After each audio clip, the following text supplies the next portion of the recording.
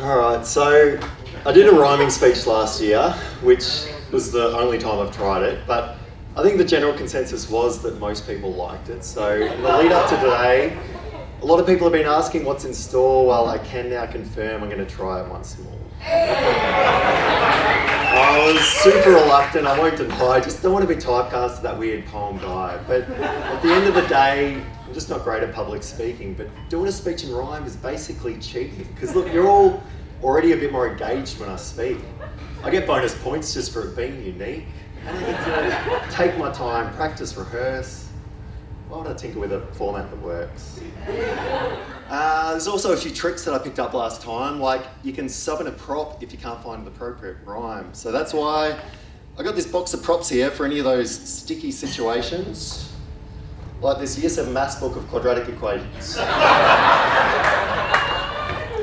But just before I get my speech fully underway, I'd just like to thank each and every one of you for being here today. To celebrate the wedding of Scott and Em, everyone in this room means the world to them. And a special thanks to those from interstate and abroad. Your dedication to make it has not gone ignored. England, America, Netherlands, Bahrain, Em and Scott could not be more thrilled that all of you came.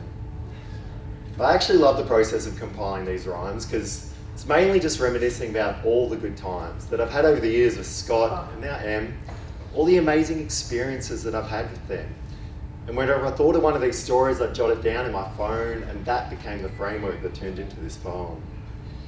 There's so many good stories. I'd love to share all these. I literally have notes on hundreds of stories, but alas, I'm restricted by cruel time limits as I promised to adhere to my allotted 8 minutes. Then of course there's the other side, and I'm sure Scott probably wouldn't condone at least 3/4 of these stories that I have in my phone. I guess you could say it's quite a dilemma. Oh, here's a 1995 footy card of Guy McKenna.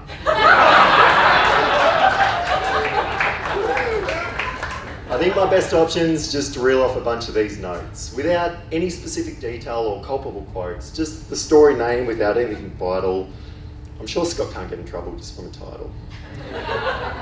Although these headings alone won't evoke much laughter, so if you want the full stories, just come talk to me after. Swimming across Sealer's Cove, getting 3rd-degree burns, sneaking booze into festivals without any concerns, splitting his chin open when he had too much to drink the time my sister convinced him that he pooped in our sink.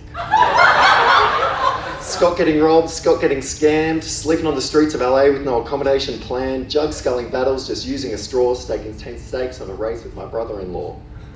Flicking cheese toasters across the room, is it a brush and a dustpan or a shovel and broom? Drawing elephants, straight arming beers, so many eyes closed sexy photos over the years. Scotty the scumbag, Benson the bastard, climbing in a hostile window when we're totally plastered. Look, there are many drunken stories which I'm sure are the same as a lot of us, but I bet nobody else has been chased by a hippopotamus. Caving in China without any crimes, picking up girls by reading their palms, 4-car, drifting car, making up games, getting famous on YouTube for a head going up in flames, partying hard whenever he travels, stacking a scooter on a loose patch of gravel, hitchhiking lifts, jumping off cliffs, driving a tuk-tuk in India when we're a little bit pissed. Painting my nails, Gibbs got the shits, eating cookie eggs on one of our kayak trips, indulging hot chocolates and tuna pasta that time an Italian kid got to go faster and faster. Splitting family buckets from KFC, getting a gun pointed at us for climbing a tree, mosh pits in Malta covered in sweat the time he dyed his hair red and then had instant regret. Although I know that's a bit hard to picture, like Scott with red hair, so here's a bunch of photos.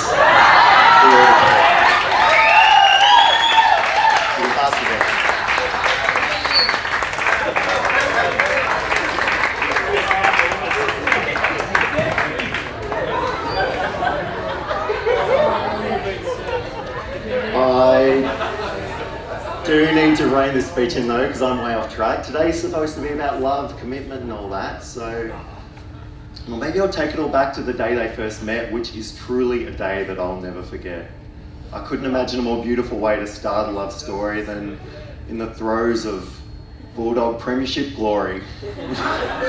2 things on the same day that'll both change my life. Dogs win the flag and Scotty finds his wife, and I think there's actually a lot of correlations between these 2 momentous occasions. Luke Parker kicks the first goal, showing dogs no respect. Across the room, Scott and Em's eyes first connect. Scott finds out Em's single and quite the catch. Joel Hamling's playing on Buddy, that's a huge mismatch. Tom Boyd kicks a goal with pinpoint precision. Scotty goes in with a pickup line, questionable decision. Bond breaks a tackle with his signature dash. Things are going quite well. Scotty goes in for a pash. After 62 long years, the premiership drought's finally done. Scotty smiles to himself because he knows he's found the one. I don't know about that last part, if it really was love at first sight, but after meeting Em, Scott's demeanour was definitely more bright. Not that before him he was particularly down or depressed, it was just instantly clear that Em brought out Scott's best. And these two, as individuals, are clearly two of the best sorts, but with their powers combined, they become an unstoppable force. And although it's cliche, I truly believe together there's nothing in this world that you couldn't achieve.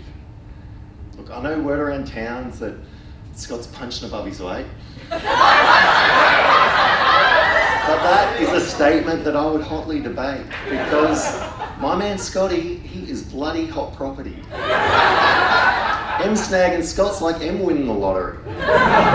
He's tall, charming, handsome and smart. But I think the thing that really sets Scott apart is his infectious energy. He's so vivacious and bright. And people are just drawn to him like moths to a light.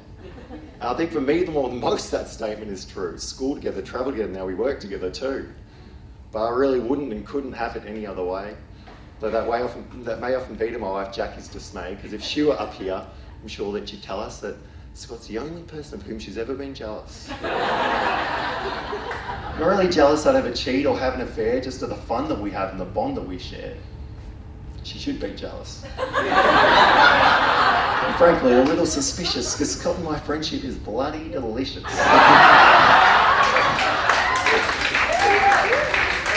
And look, if Em went around and neither were Jackie, I'm sure there is a world where we're together, I'm sure we'd be happy. Adopt a couple of kids and move down the coast. Wake to the sound of the ocean and smell of French toast. Learn to surf and work 4-day weeks, annual holidays in Italy or Greece. But I guess today happens, so that's not to be. But how about it's Em if it's not going to be me? Sorry, I got a bit wayward there, I don't know why. The point of that story is just that Scott's a great guy. And not just great himself, but he brings the best out of others, whether it's me or colleagues or either of his brothers. And maybe it's sad, but maybe it's not, but I like myself most when I'm around Scott. Because he inspires me and encourages me to push my horizons. And he gives me the confidence to tackle any challenge that arises, whether it's at work, home, or just a social situation. Scott's that pillar that I lean on for constant motivation. Well, we have a lot of fun, but there is underlying emotion. And Scott, I hope you know that I love you, and that rarely gets spoken, and I could not be more proud to stood beside you today as you officially made Em your ex-fiancée.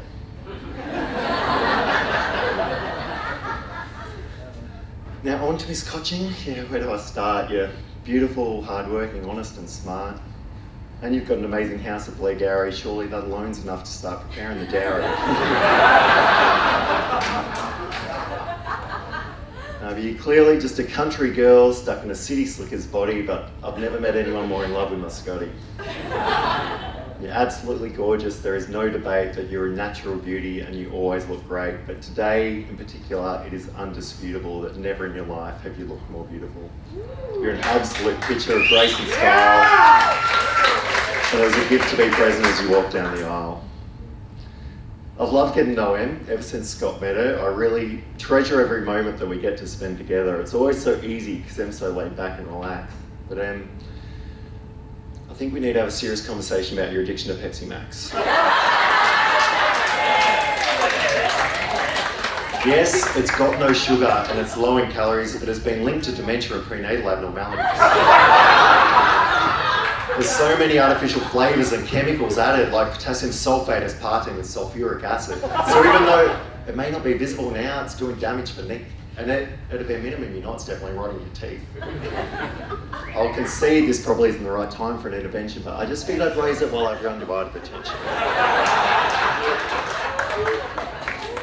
But yeah, Scott, you're definitely onto a goodie, and bonus points to Em for getting you into the footy. Although I know that's a topic of hot contention as you claim your love for footy predates Em's affection. I won't outright disagree because that feels like a trap, but pre-Em, we didn't have to hear about any of this Bombers 2020 crap.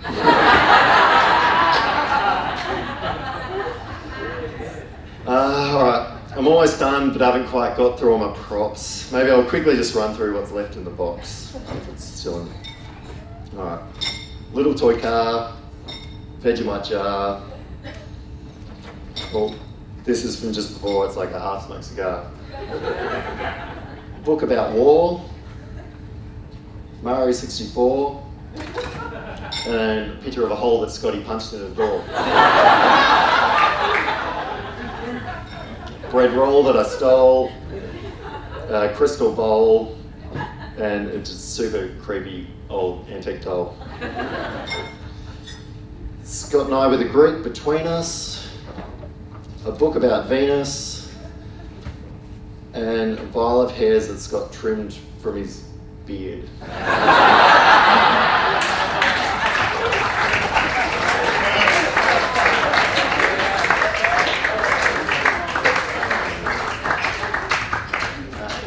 Watching the two of you fall in love has been an absolute pleasure.